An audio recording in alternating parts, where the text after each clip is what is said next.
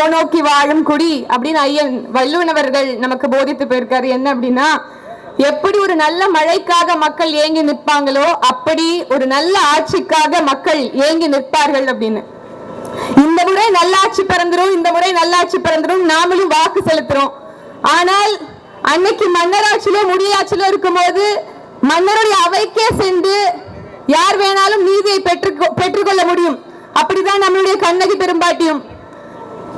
பொன்சை கொல்லன் தன்சல் கேட்ட யானோ அரசன் யானே கல்வன் அப்படின்னு அன்னைக்கு தன்னுடைய கணவருக்காக நீதி பெற்று தந்தார். ஆனால் இன்னைக்கு அப்படியா இருக்கு நிலைமை? அப்படி கிடையாது. ஆனால் மக்களாட்சி என்பதை யாரும் மறந்துவிடக் கூடாது. இன்று மக்களாட்சி நடந்து கொண்டிருக்கிறது. ஆனால் மக்களுக்கான ஆட்சி தான் நடக்குதா அப்படின்னா கேள்விக்குறிதான் அது. ஏன்னா எல்லாவற்றிற்கும் மக்களாகிய நாம வரி செலுத்துறோம், எல்லாவற்றுக்கும் வரி செலுத்துறோம்.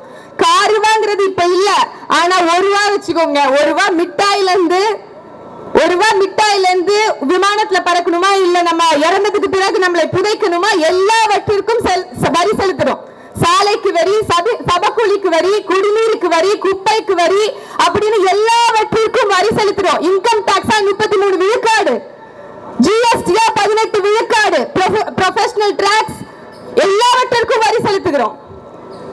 எல்லாவற்றிற்கும் வரி செலுத்தக்கூடிய நமக்கு தான் எது ஒன்றுமே அடிப்படையாக கிடைப்பதில்லை, எது ஒன்றுமே கிடைப்பதில்லை. இந்த வரியை பெற்றுக்கொண்டு அரசு திருப்பி மக்களுக்கு என்ன செய்யுது அப்படிங்கிற கேள்வியும் நாம கேட்பதில்லை. எது ஒன்றுமே செய்யறதில்லை. நமக்கு இப்ப மின்சாரம் வேணும்னா இன்வெர்டர் ரிலை பண்ணி தான் இருக்கும், இன்வெர்டர் நம்பி நம்ம இருக்கோம். இன்னைக்கு மின் கட்டண உயர்வு, அந்த மின்சாரத்தையாவது சீராக தராங்களா, இடையூறு இல்லாம தராங்களான்னு இல்ல, அதுவும் தருவதில்லை. ஒரு நல்ல பள்ளிக்கூடம் வேணும்னா தனியார் பள்ளிக்கூடத்துக்கு தான் போக வேண்டிய ஒரு அவல நிலை இருக்குது. இன்னைக்கு 1000 ரூபாய் மாணவிகளுக்கு சொல்லக்கூடிய இந்த அரசியல்வாதிகள் அதிகார வர்க்கத்தினர் கிட்ட நம்ம கேட்க வேண்டியது என்ன? பள்ளிக்கூடம் சரியா இருக்கா, தரமான கல்வி இருக்கா, ஆசிரியர் பெருமக்கள் இருக்காங்களா, அப்புறம் எதுக்கு எனக்கு அந்த 1000 ரூபாய் அப்படிங்கிற கேள்வியை நம்ம கேட்பதில்லை.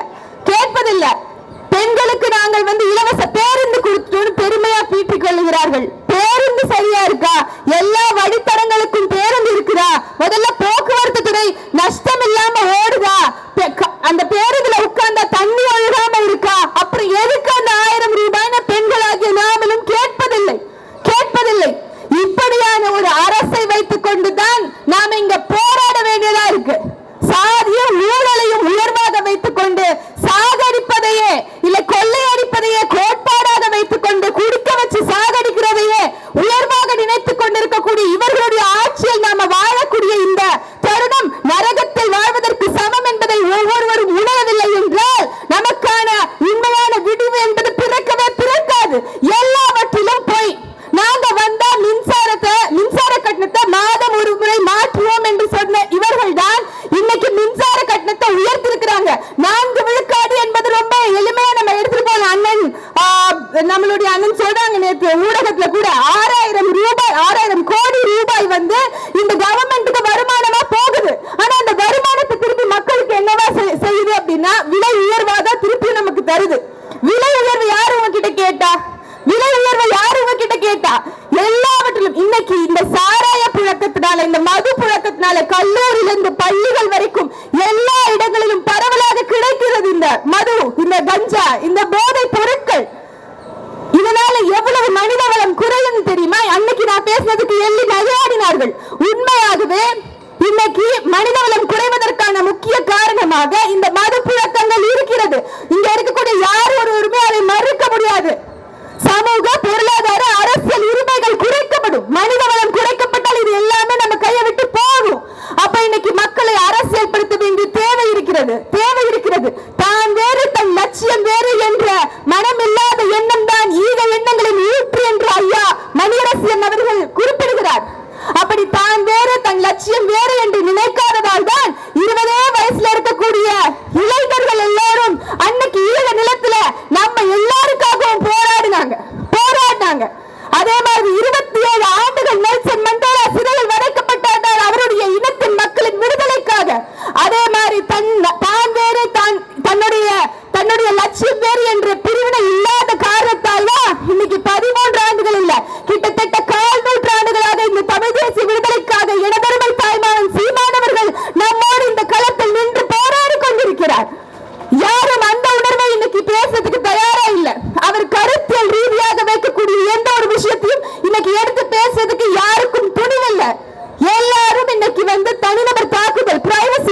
பண்றாங்க. அது முதல்ல உகந்ததா?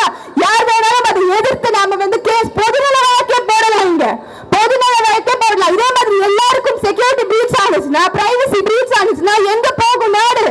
எங்க போகும் நாடு? இதை யார் ஒருவரும் கண்டு கொள்ளாமல் என் வீட்டு கூட எரியிற வரைக்கும் எனக்கு பிரச்சனை இல்லைன்னு போகக்கூடிய இந்த மனப்பான்மை வெறும் இஸ்லாமியர்களுக்கு இல்ல, பொதுவாகவே எல்லோருக்கும் இந்த மனநிலை வந்துவிட்டது. இப்படி நம்மளை இந்த மனநிலைக்கு தள்ளியவர்களும் இந்த பெருமக்கள் தான். இந்த பெருமக்கள் தான். ஒரு அரசியல் தலைவராக இருந்தாலும், ஒரு அடிப்படை குடிமகனாக இருந்தாலும் அவருடைய வாழ்வுக்கு அச்சுறுத்தல் இருக்கிறது என்றால் நாம என்ன மாதிரியான ஒரு கட்டமைப்புல இருக்கும் அப்படிங்கறத நீங்க புரிந்து கொள்ள வேண்டும். புரிந்து கொள்ள வேண்டும். ஒரு கண்ணு தெரியாத ஞானி, ஒரு கண்ணு தெரியாத ஞானி இருட்டுல விளக்கோட கிளம்புறாரு. விளக்கோட கிளம்பும் போது நேரம் ஒருத்தன் இடிச்சுட்டான். இடிச்சு கீழே விழுந்துட்டாரு. விழுந்த உடனே எந்திரிச்சு நிக்கிறாரு. நேரம் முட்டினா இல்ல, சொல்றான் சரி சரி சரி விடுங்க விடுங்க விடுங்க அப்படின்னு சொல்றான். உடனே அந்த கண்ணு தெரியாத ஞானி சொன்னாரு, சரி விடுங்கன்னு சொல்ல வேண்டியது நீங்க இல்ல நானு. ஏன்னா கண்ணு தெரியாதுன்னு எனக்கு தெரியும். கண்ணு தெரியாதுன்னு எனக்கு தெரியும். அதே மாதிரி இந்த ராத்திரி உனக்கும் கண்ணு தெரியாதுன்னு எனக்கு தெரியும். உனக்கும் கண்ணு தெரியாதுன்னு எனக்கு தெரியும். அதனாலதான் விளக்கோட வந்தேன். ஆகையால் மக்களே, இந்த அரசியல்வாதிகளுக்கும் இந்த பியூரோக்ராட்ஸ் அதிகார வர்க்கத்தினருக்கும் நாம் சொல்ல வேண்டியது இதுதான். மக்களாகிய நாம விழிப்புணர்வற்ற சமூகம் என்பதை நாம மறுக்கணும். மறுத்து எதிர்த்து அரசியல் படுத்தப்பட்டு போராடணும். களத்தில் ஒன்றாக நிற்கணும். அறிவென்ற விளக்கோடு நாம் இருக்கிறோம் அப்படிங்கிறது ஒவ்வொரு முறையும் இந்த அரசுக்கு நாம் வலியுறுத்தணும், சொல்லணும், நினைவூட்டணும். நாங்கள் ஏமாளிகள் அல்ல அப்படிங்கிறத நிரூபணம் செய்யணும். அப்போதுதான் உண்மையான விடியல் பிறக்கும். அதை நன்கு மனதில் ஏற்றுக்கொள்ளுங்கள். எப்போதும் இவர்கள் சொல்வார்கள், அம்மையார் மஹுவா மொய்த்ரா அவர்கள் நாடாளுமன்றத்தில் குறிப்பிட்டார், என்டிஏ என்றால்